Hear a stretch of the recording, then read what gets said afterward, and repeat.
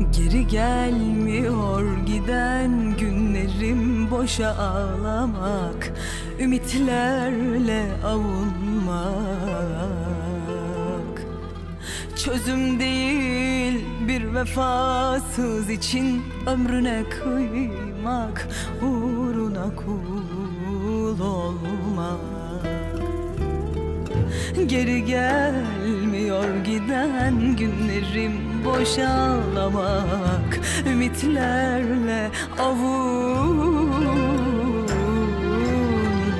Çözüm değil bir vefasız için ömrüne kıymak, uğruna kul olmak. Yalan